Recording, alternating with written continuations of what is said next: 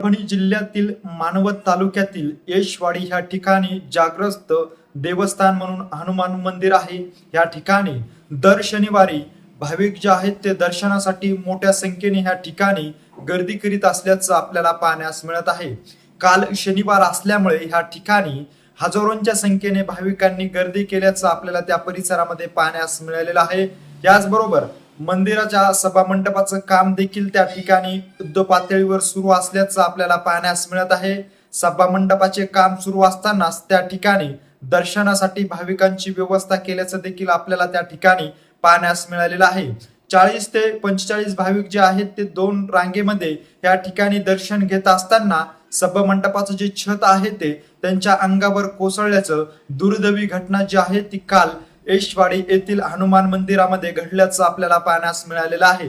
या दुर्दैवी घटनेमध्ये 6 भाविकांचा दुर्दैवी मृत्यू देखील झाला असल्याची माहिती समोर आलेली आहे। तर उर्वरित जे भाविक आहेत ते अत्यंत गंभीररित्या जखमी झाले असून त्यांच्यावर परभणी येथील शासकीय निमशासकीय रुग्णालयामध्ये उपचार सुरू असल्याची माहिती सूत्रांकडून मिळालेली आहे।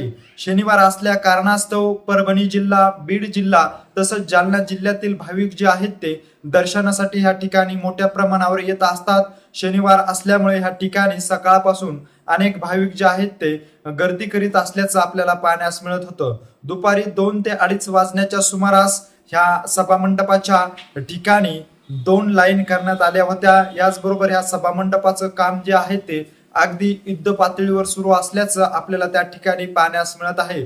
परंतु ह्या ठिकाणी दर्शन घेत असतानाच भाविकांच्या अंगावरती हे जी छत आहे ते अवघ्या काही क्षणामध्ये कोसळल्याचं आपल्याला त्या ठिकाणी सीसीटीव्ही फुटेजच्या माध्यमातून पाहण्यास मिळत आहे। या दुर्दैवी घटनेमुळे संपूर्ण राज्यातून हळहळ व्यक्त केली जात असून परभणीचे खासदार असलेले बंडूभाऊ जाधव यांनी देखील ह्या घटनेविषयीची प्रतिक्रिया व्यक्त केलेली आहे।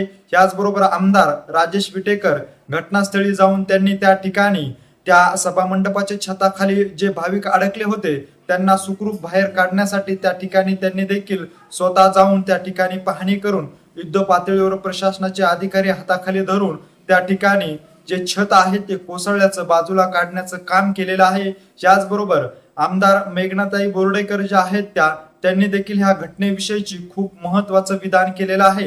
ही जी घटना घडलेली आहे या घटनेला आता जबाबदार कोण आहे, खासदार आमदारांनी नेमकं काय म्हटलेलं आहे या घटनेविषयी तेच आपण ह्या पुढील व्हिडिओच्या माध्यमातून सविस्तर पाहूया।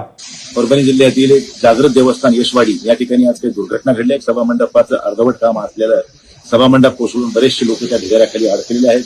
काही लोकांना बाहेर काढण्यात आलेलं आहे, काही लोक आणखी खाली आहेत, काही लोकांच्या डेथ झाली अशी कळते।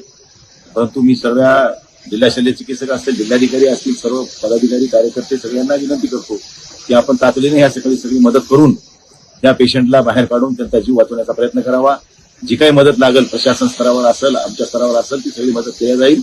सगळ्यांनी या ठिकाणी सहकार्याची भावना ठेवून मदत करावी एवढी आपल्या सर्वांना विनंती। मंडपाचं काम संस्थांच्या स्वनिधीमधून या ठिकाणी चालू होतं। राजस्थानहून विशेष कारागिराच्या माध्यमातून हे काम चालू होतं आणि हे काम करत असताना हे काम कशा पद्धतीनं झालंय, तर काही कामामध्ये कुचराई झाली आहे त्याचा तपास आपण त्या ठिकाणी करायला लागला। परंतु ही घटना अत्यंत दुर्दैवी आहे। सभामंडप कोसळलं, त्यामध्ये जवळपास 27 लोक बाहेर काढली गेली, त्यामध्ये 5 हे मयत आहेत आणि बाकीच्या 22 लोकांवर काही आरपी मेडिकल कॉलेज आणि काही जिल्हा सामान्य रुग्णालय येथे त्यांच्यावर जे गंभीर जखमी आहेत त्यांच्यावर उपचार चालू आहे। निश्चित आपण त्यांना सरकारच्या माध्यमातून संस्थांच्या माध्यमातून आपण मदत करण्याचा त्या ठिकाणी प्रयत्न करू। या कॉन्ट्रॅक्टरवरती गुन्हा दाखल होणार आहे का आणि अशा पद्धतीने जिथे बांधकाम चालू आहे परभणी जिल्ह्यामध्ये तिथे काही संरक्षणाच्या बाबतीत बोललं जाणार आहे का? स्वरूपामध्ये आपण त्याच्यामध्ये धोरणात्मक निर्णय राज्य सरकारला आपण त्या ठिकाणी आणि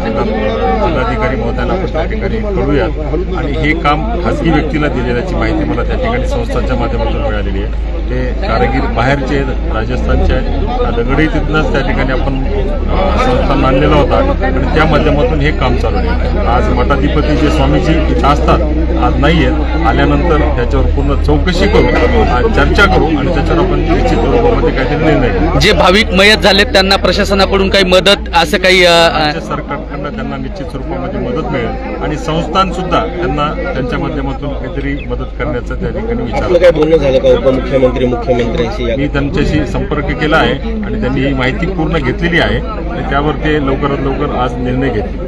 इथलं आता जे काही भाविक या ठिकाणी येत आहे त्यांना काय आव्हान आहे किंवा कधीपर्यंत येऊ नये असं काही सांगणार आहेत का तुम्ही? आता ते स्वामीजी आल्याच्या नंतर मठाधिपती आणि स्वामीजी आल्याच्या नंतर त्यांच्याशी चर्चा केली जाईल आणि त्यावर तो मेसेज व्हायरल केला जाईल. यशवाडी येथील घडलेली घटना अत्यंत दुर्दैवी आहे.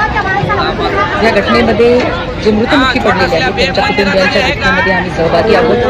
माननीय मुख्यमंत्री देवेंद्र फडणवीस साहेबांनी देखील अतिशय दुःख व्यक्त केलं आहे. मुख्यमंत्र्यांच्या वतीने महाराष्ट्र शासनाच्या वतीने मृतांच्या कुटुंबियांना 5 लाख रुपयाची मदत जाहीर करण्यात आलेली आहे.